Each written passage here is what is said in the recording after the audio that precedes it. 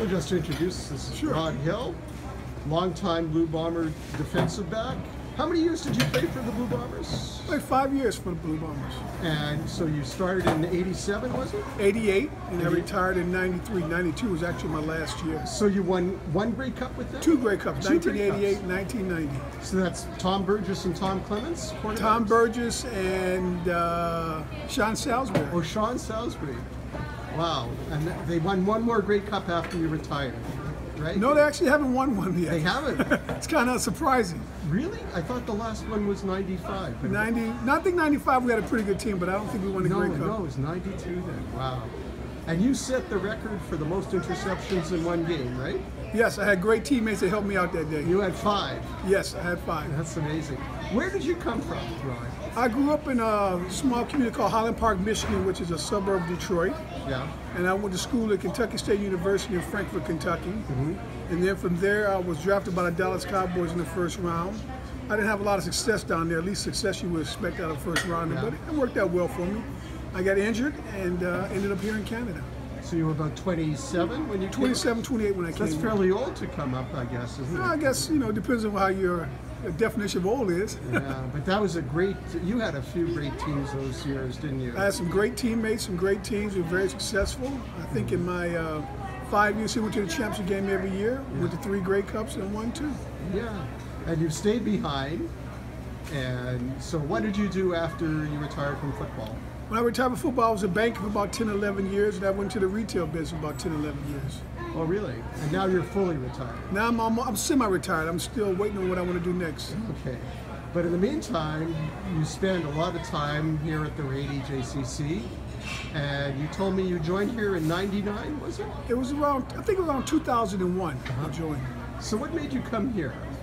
Well, first of all, I had a lot of friends here. I was familiar with the community, and then once I got here and saw the facilities and the kind of community atmosphere, it was a good fit for me. Yeah. What about the exercise facilities? Well, it's second to none. I mean, Really? being an athlete, I'm pretty familiar with the exercise facilities and things of that nature. So the good thing about it is that anything that goes wrong, they fix it immediately. And the best thing about this place is it's extremely clean. Uh-huh. Well, you're here almost every day, it seems, aren't you? I'm about here 4 or 5 days a week. It seems like I'm here every day, but I'm about here 4 or 5 days a week. Yeah. And what you walk on the track, and what other kind of exercises do you go through? I spend about 3 days a week in cardiovascular. I try to get my heart rate up to about 180. Then I spend about 4 days lifting weights and try to keep moderate. Yeah. You look to be in as good shape now as you might have been. Is your weight just about the same? I'm about 10% heavier than I was when I played Really? football. That's amazing. So do you attribute that to lifestyle or just I good think genes? lifestyle, genetics, and just feeling good about yourself. Uh-huh. And now you're 60 now, aren't I'll you? be 60 next month. Amazing. That's a credit. Well, of course, I'm 65, so. I want to get to 65 and a little older than that as well. Yeah. How many of your former teammates still live in Winnipeg? Do you know? I would say probably about a third of them. I see Willard Reeves on occasion. I see James Murphy. Does Chris Walden. Willard live in Winnipeg? Yeah, Willard's still here. But I thought he was a sheriff in Arizona. No, he was a sheriff here and then he retired, and now he's around. I see him all the time. Oh, he was a sheriff for the provincial government. Yes. Too, wasn't he? Yeah. Yes. Yeah, and of course. And his James boys- Murphy, of course, Chris Walden, Yeah. Stan Mickelwaus.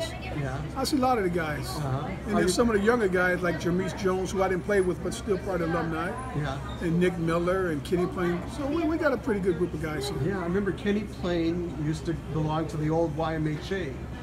We used to see him in the locker room when we were kids. Yeah, he's a good And man. thinking, that's Kenny Plain, because he was a quarterback still, and he was a member of the YMHA. So it's nice to see Blue Bombers have some affiliation Well, with we call Kenny Plain the Godfather. Without him, there'd be no us. Is that right? That's great.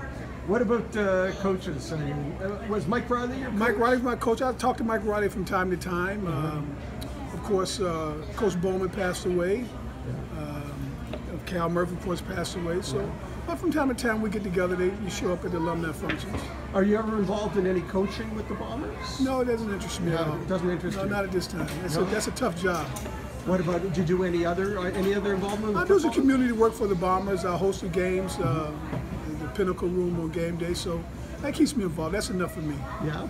So what do you make of the CFL right now? I think the CFL's in a good place. I think with these partnerships they're forming internationally, that's going to pay some dividends down the road.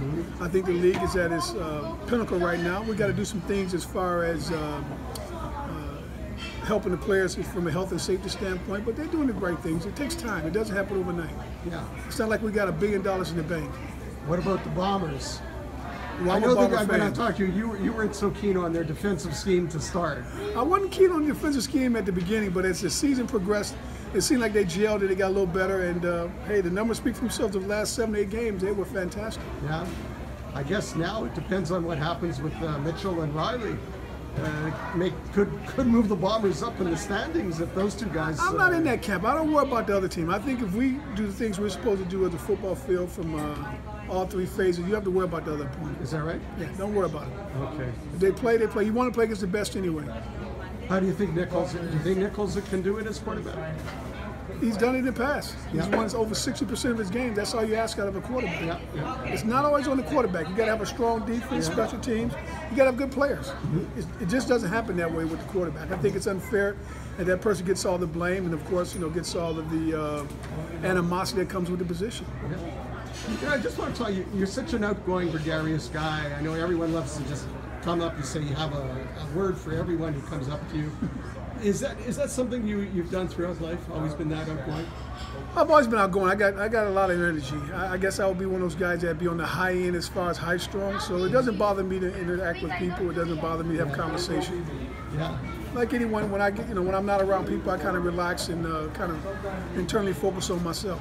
So you don't mind it when people just come up to you, just like me, and say, "Hey, hi, Rod," and then it seems like everyone is quite willing to impose on your time. That's part of being a Winnipeg Blue Bomber. Is that right? Yes, Yeah, that comes with the territory. Oh, that's it. You don't get paid anymore for that. I get paid. I feel good about myself. Hopefully I can make someone else feel good about themselves. Yeah. Thank you Oh. for doing that. Oh, okay. Hey, my pleasure. No, we did a story about his wife. She's going to walk in the Sahara. Yeah, he was helpful. Yeah, he's a Yeah, good guy. I know him. yeah. I know him for Yeah, I know him and 20 years. he's built too. I think he played for the Grand. I think he was a football player too. Anyway, so what do you do anything? Are you also involved in any other activities here? Or is it just strictly the sports? So I'm involved with Special Olympics. I'm on the honorary board. I do some work with Kiwanis, and of course any other different organization, whether it's a school or whether it's a nonprofit. I always try to lend a hand if I can.